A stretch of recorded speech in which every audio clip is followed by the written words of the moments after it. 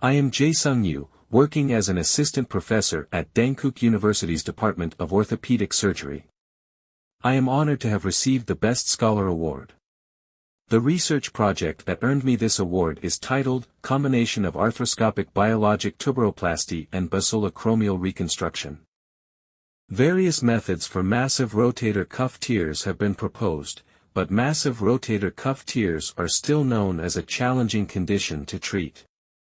For irreparable cuff tears, various surgical techniques are widely used to improve functionality and relieve pain.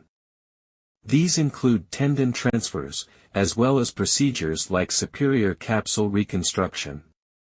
These surgical approaches aim to address the challenges posed by the massive irreparable tears and offer potential benefits in terms of functional improvement and pain relief. The use of allodermis in superior capsular reconstruction for massive irreparable rotator cuff tears is indeed one of the widely used surgical methods. However, it's reported to have a graft failure rate of around 12%. Dr. Mirzayan's report compares clinical outcomes based on the pattern of revers after superior capsular reconstruction. They found that when the graft tears on the glenoid side, leaving the graft intact on the greater tuberosity side, the outcomes were similar to those with successful healing. However, when the graft tears on the greater tuberosity side, the clinical results were less favorable. A total of 25 shoulders with MRCTs underwent a procedure with an ADM, pre- and postoperative visual analog scale results, American Shoulder and Elbow Surgeon's Score, Hamada Grade, and Gatalier classification were reviewed. A postoperative magnetic resonance imaging was obtained in 22 shoulders. The status of the graft was divided into the following categories: Type I, intact graft; Type II, graft tear with tuberosity covered; and Type III, graft tear with tuberosity uncovered. The arthroscopic biologic tuberosity technique has been developed as an interpositional tissue graft technique, where the dermal allograft is fixed only to the greater tuberosity without tension, avoiding contact and irritation between the humerus and acromion. This approach has shown promising results and has been reported to yield satisfactory outcomes. 10 patients underwent biologic tuberoplasty by a single surgeon. The mean age was 70.44. There were 5 males. The mean length of follow-up was 21. 9 patients were Hamada 1, and 1 patient was Hamada 2. 8 patients had a concomitant subpectoral biceps and 2 patients also had a distal clavicle resection. All patients had an intact subscapularis. The mean graft dimensions were 26.5 mm in length and 18 mm in width. There was significant improvement in ASES, SANE and VAS. MRI was obtained in 7 patients at a mean of 5.3 months and showed a healed graft to the tuberosity in all cases. Using clinical thresholds for ASES, 100% achieved MCID, 100% achieved SCB, and 90% achieved PASS. With thresholds for SANE, 100% achieved MCID, 100% achieved SCB, and 80% achieved PASS. There were no complications, including infection or inflammatory response. The mean patient age was 61 years, and the mean follow-up was 25.6 months. Mean length from surgery to postoperative MRI was 13.9 months. The graft was torn in 59%. Significant improvements were found in VAS and ASES scores for Type I grafts and in VAS and ASES scores for Type II grafts. No difference was found in postoperative VAS and ASES between Type I and Type II grafts. No improvement was seen in VAS or ASES for Type III grafts.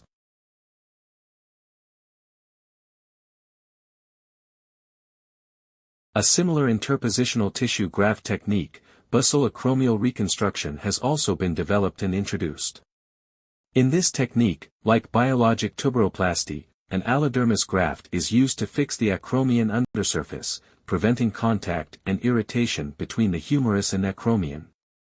We also described a case in which failed acromioplasty was treated through arthroscopic basal acromial reconstruction. A 56-year-old male patient underwent arthroscopic right rotator cuff repair with subacromial decompression surgery at another hospital 2 years prior. The patient had persistent shoulder pain after the surgery. The visual analog scale, VAS, pain score was 7. He had lots of subacromial steroid injection history, however, the symptom persisted.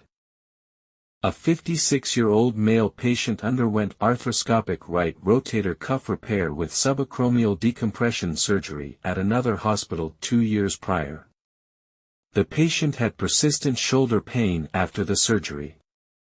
The visual analog scale, VAS, pain score was 7. He had lots of subacromial steroid injection history, however, the symptom persisted. The physical examination during the first outpatient visit revealed impingement signs. He showed crepitation and pain during shoulder joint motion. Results of other tests, including the range of motion, empty can test, and external rotation lag sign, were normal. A 56-year-old male patient underwent arthroscopic right rotator cuff repair with subacromial decompression surgery at another hospital 2 years prior. The patient had persistent shoulder pain after the surgery. The visual analog scale, VAS, pain score was 7. He had lots of subacromial steroid injection history, however, the symptom persisted. Preoperative right shoulder computed tomography showed an approximately 75% subacromial decompression state with an irregular undersurface. Additionally, preoperative magnetic resonance imaging showed insufficient thickness without discontinuity, humeral head high signal intensity, and fluid collection after subacromial decompression. These findings were considered evidence of failed acromioplasty, therefore, arthroscopic bar surgery and synovectomy were performed. The patient wore a shoulder immobilizer for 6 weeks postoperatively, maintaining 30 degrees of external rotation. Pendulum exercises and scapular retraction were allowed only while wearing the shoulder immobilizer. 6 weeks after the immobilization period, the patient was allowed to perform progressive pain-free strength exercises and increase the range of motion. At 12 to 16 weeks after the immobilization period, the patient began a more intensive strengthening exercise regimen and was allowed to return to work. A 56-year-old male patient underwent arthroscopic right rotator cuff repair with subacromial decompression surgery at another hospital 2 years prior. The patient had persistent shoulder pain after the surgery. The visual analog scale, VAS, pain score was 7. He had lots of subacromial steroid injection history, however, the symptom persisted. After basal acromial reconstruction, the patient had remarkably recovered well and had resumed pain-free activities of daily living and work 9 months postoperatively. At 12 months postoperatively, the VAS score was 2 out of 10, and the constant Murley score was 84. Researvh argued that basal acromial reconstruction serves merely as a spacer, thus recommending it for elderly patients aged 75 and above. For younger patients, they proposed the SCR and basal acromial reconstruction combination procedure, suggesting that simultaneous implementation of SCR and basal acromial reconstruction would result in a double thickness effect of the graft, which could be advantageous in preventing humeral head depression. Researvh argued that basal acromial reconstruction serves merely as a spacer, thus recommending it for elderly patients aged 75 and above. For younger patients, they proposed the SCR and basal acromial reconstruction combination procedure, suggesting that simultaneous implementation of SCR and basal acromial reconstruction would result in a double thickness effect of the graft, which could be advantageous in preventing humeral head depression. A total of 18 cases who underwent simultaneous biologic tuberoplasty and basoacromial reconstruction procedures were retrospectively recruited as the study subjects. Massive irreparable tears who had a normal or reparable subscapularis were included. The exclusion criteria included cases with irreparable subscapularis, a history of infection, those with joint arthritis classified as Hamada stage 3 or higher, and postoperative infection. First, large osteophytes around the greater tuberosity were removed using a burr, followed by a gentle decortication without aggressive measures. Subsequently, the tension-free repair positions of the anterior and posterior cuff tendons were checked, and the expected tuberosity area after repair was measured. A 40 mm x 50 mm sized, 4 mm thickness acellular human dermal allograft was prepared according to the measured size. On average, a graft size of 25 mm x 20 mm was measured. 2 anchor were placed on the greater tuberosity, and took knotless anchor on the lateral side were used to fix the acellular human dermal allograft using the suture bridge double row repair. The remaining sutures from the 2 medial anchors were used to repair the anterior and posterior cuff tendons. After completing the cuff repair and biologic tuberoplasty procedure, the basoacromial reconstruction was performed. To ensure proper graft attachment, a bleeding bed was created, and a flat acromioplasty was conducted. The size of the acromion undersurface was measured, and the remaining 4 mm cellular human dermal allograft from the biologic tuberoplasty procedure was utilized. On average, a graft size of 25 mm x 20 mm was used for the basoacromial reconstruction. The anterior cromioclavicular joint portal, Neviazer portal, and posteromedial portal were used as medial shuttle portals by inserting a spinal needle. Fiber wires located at each corner were passed through the acromion and skin, and ties were performed to firmly secure them to the acromion undersurface. In the arthroscopic view after the combination of ABT and bar, an allodermis graft fixed both above and below can be observed, leading to the expectation of a double spacer effect. On the postoperative MRI, fixation of biologic tuberoplasty and basoacromial reconstruction were observed, with a noticeable depression of the humeral head compared to the preoperative condition. After surgery, patients were instructed to wear a shoulder abduction brace set at 30 degrees of abduction for 6 weeks. Pendulum exercises were allowed 3 days after the operation, and from 3 weeks post-surgery, passive joint exercises were permitted to increase range of motion. Progressive muscle strengthening exercises began 4 weeks after the operation.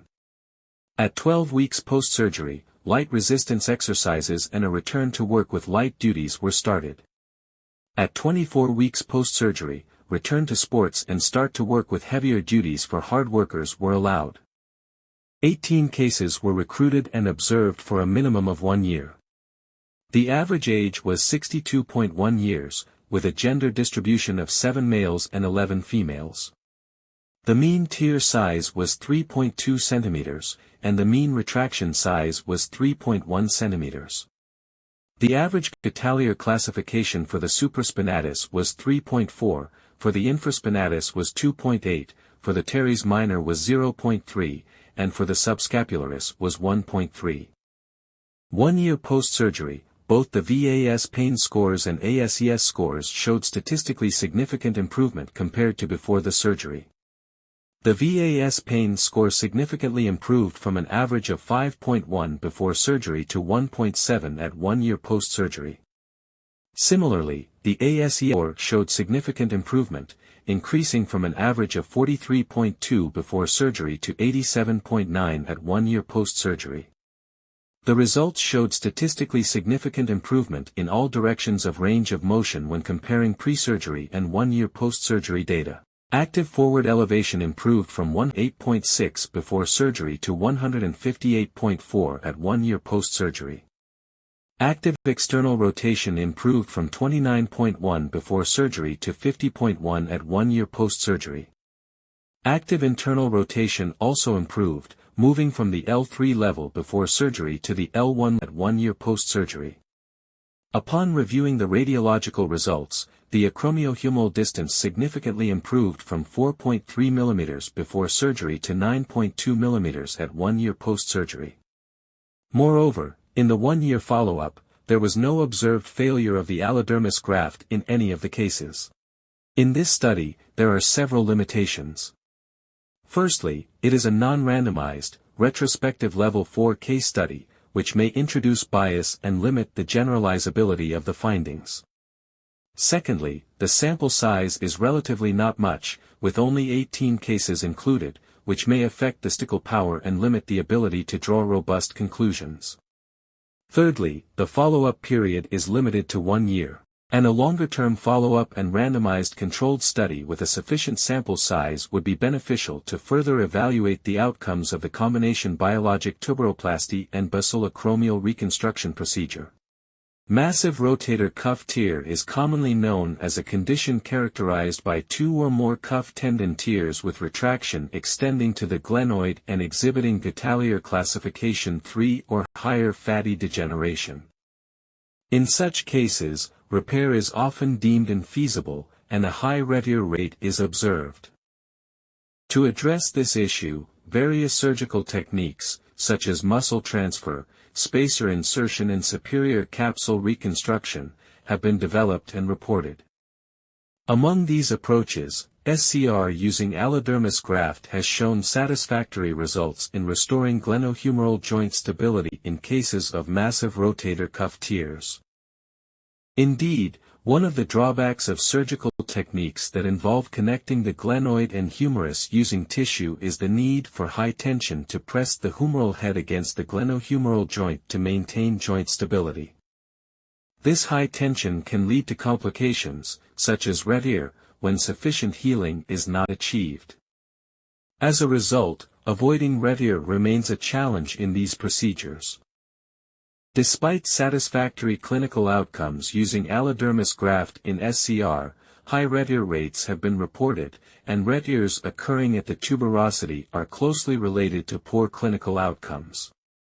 The issue of postoperative retier poses a challenge, as it can negatively impact patient satisfaction, even if patients are adequately informed about the possibility of retier before surgery and show satisfactory clinical result. Despite satisfactory clinical outcomes using allodermis graft in SCR, high retier rates have been reported, and retiers occurring at the tuberosity are closely related to poor clinical outcomes. The issue of postoperative retier poses a challenge, as it can negatively impact patient satisfaction, even if patients are adequately informed about the possibility of retier before surgery and show satisfactory clinical result.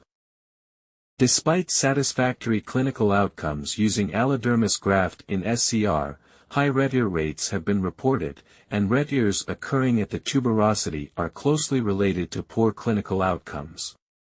The issue of postoperative retier poses a challenge, as it can negatively impact patient satisfaction, even if patients are adequately informed about the possibility of retier before surgery and show satisfactory clinical result. Despite satisfactory clinical outcomes using allodermis graft in SCR, high retier rates have been reported, and retiers occurring at the tuberosity are closely related to poor clinical outcomes. The issue of postoperative retier poses a challenge, as it can negatively impact patient satisfaction, even if patients are adequately informed about the possibility of retier before surgery and show satisfactory clinical result. Despite satisfactory clinical outcomes using allodermis graft in SCR, high retier rates have been reported, and retiers occurring at the tuberosity are closely related to poor clinical outcomes. The issue of postoperative retier poses a challenge, as it can negatively impact patient satisfaction, even if patients are adequately informed about the possibility of retier before surgery and show satisfactory clinical result. Based on the evaluation of the study outcomes, the combination of ABT and BAR demonstrated statistically significant and satisfactory clinical improvements. The radiological outcomes also showed an increase in AHD and a decrease in the retier rate, which aligns with the hypothesis set in this study. This represents the significance of the first clinical radiological report on the results of the combination ABT and BAR procedure. This study is an analysis of the results of the combination of ABT and BAR, and it does not compare with groups where ABT or BAR was performed individually. Therefore, it is suggested that future research may require additional diverse comparative analysis studies. However, when BAR is performed individually, biomechanical studies have shown less satisfactory results compared to the intact cuff group, and SCR combined with BAR has demonstrated the most satisfactory outcomes in biomechanical studies. Given that the ABT and BAR combination method is a tension-free fixation method, it is anticipated to minimize concerns regarding SCR retear while achieving superior biomechanical outcomes. This hypothesis, too, should be substantiated through further research. In this technique, there was one case that met the exclusion criteria of postoperative infection. The patient was a 74-year-old female with uncontrolled underlying diabetes, which is a risk factor for infections. At 3 months post-surgery, signs of joint infection were observed, and the transplanted graft was removed, leading to exclusion from the study. Although this single case cannot provide statistical significance, it highlights the importance of being vigilant for infections, especially in immunocompromised patients, due to the longer surgery time and the transplantation of 2 grafts compared to conventional procedures. Combining ABT and BAR involves performing 2 procedures simultaneously, which may lead to an increase in surgical time compared to each procedure performed individually. However, when compared to SCR, the additional time required for glenoid fixation is eliminated, making the overall surgical time manageable. The combination of biologic tuberoplasty and basilochromial reconstruction showed satisfactory clinical improvement, and the tension-free graft fixation technique resulted in a significant improvement in acromiohumeral distances and a decrease in retear rates. This study was published on Journal of Orthopedics. Thank you for your attention.